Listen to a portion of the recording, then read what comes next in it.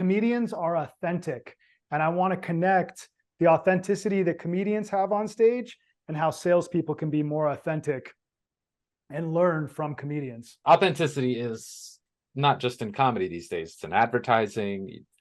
People don't want to be like voices in all my voice acting stuff now. They don't want you to do a salesman voice. They want like a real person just telling you things, so comedies follow that trend as well.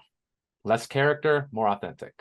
The more deep that you dig, the more personal, the things that you're afraid to talk about, when you explore that on stage, you're rewarded.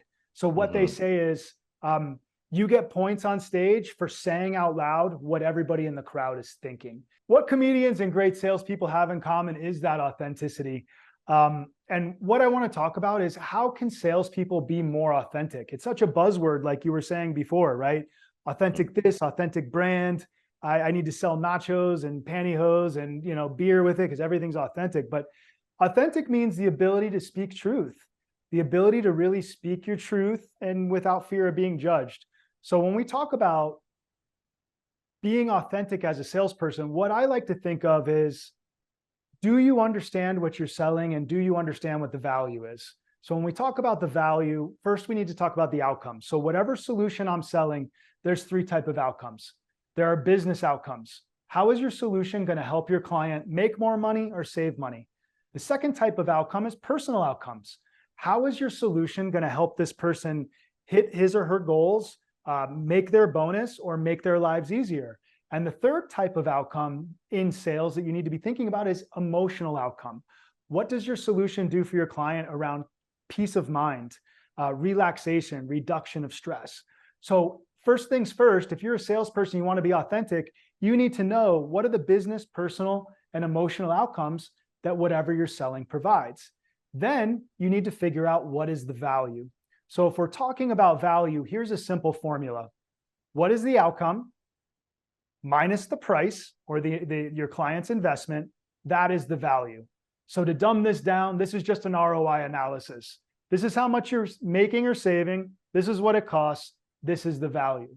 And the key here, and the story I want to tell and the story I want to share, not only for founders and business owners who are helping stand up a sales team, but salespeople as well, is understanding the value of what you're selling.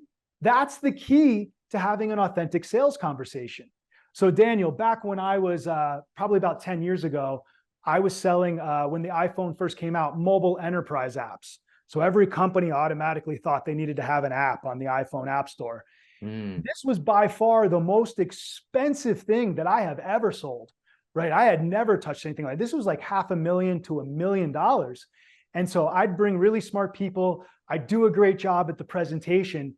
But then when it came time to give that investment estimate, I'd be like, all right, and your investment estimate is going to be $60,000 a month for the next 8 months. But if you think that that's too expensive, we'll go back right now. We're going to rescope that, and we'll be right back. Oh, the walk back. Oh, the run back. Damn. Right? And because I was so insecure, like that was a big number for me. That is scary in a salesperson's life when you go from, in a restaurant upselling avocado into maybe selling ringtones into something like this. Was $500,000 to $1 million. I was scared shitless. Right. But then how does that make them feel looking at you? Correct. But here's the punchline. What I didn't understand is I was selling this app without understanding the outcome. Using this app, they were going to make hundreds of millions of dollars off of it. Or it was an efficiency app for their employees, and they had 30,000 employees nationwide.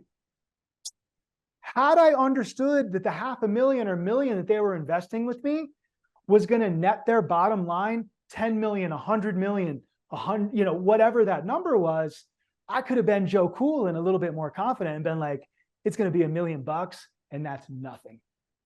So when we talk about salespeople and comedians, it's finding that authenticity. And again, understanding the outcomes that you sell, understanding the value of what your client is getting, that is key to having those authentic sales conversations. If you can't do that, Daniel and I can absolutely help you. This is what we do at Pitch Lab.